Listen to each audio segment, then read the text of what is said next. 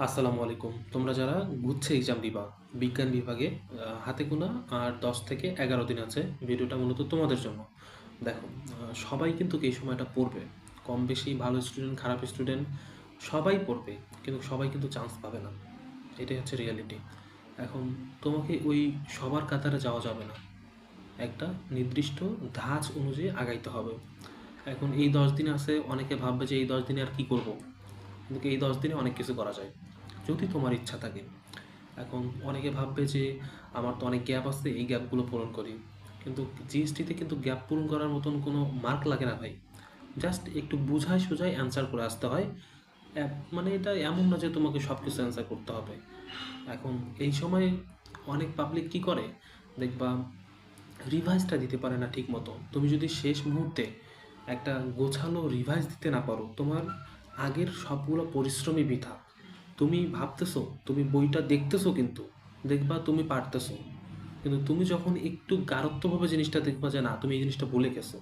আমাদের ব্রেনগুলো, আমাদের মাথার যে সার্কুলেশনগুলো, এগুলো ওইভাবেই কাজ করে। তুমি ৭-৮ দিন পর দেখবে একটা জিনিস আগের মতো আর মনে থাকে না।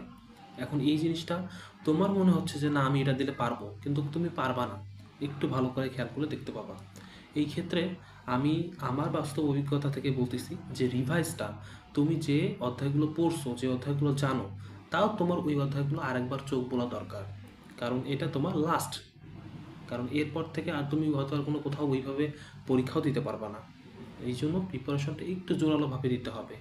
এখন এই ক্ষেত্রে তুমি তোমার মতন করে দিতে পারো। এমন না যে তোমাকে এই ৩ দিন এই সাবজেক্ট, এই ৩ দিন এই সাবজেক্ট, এই ৩ দিন এই সাবজেক্ট পড়ে শেষ করবা জিনিসটা, এমন না।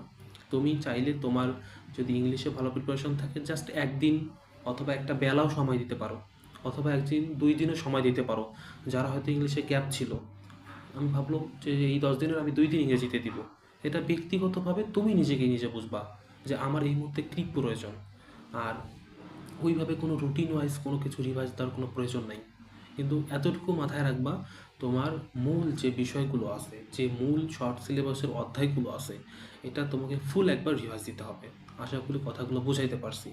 আর অনেকেই দেখবা অনেক ভালো প্রিপারেশন নিছে, অনেক ভালোভাবে পরীক্ষার হলে অ্যাটেন্ড করতেছে, কিন্তু কাঙ্ক্ষিত মার্কটা অর্জন করতে পারতেছে না। ২ টা কারণ।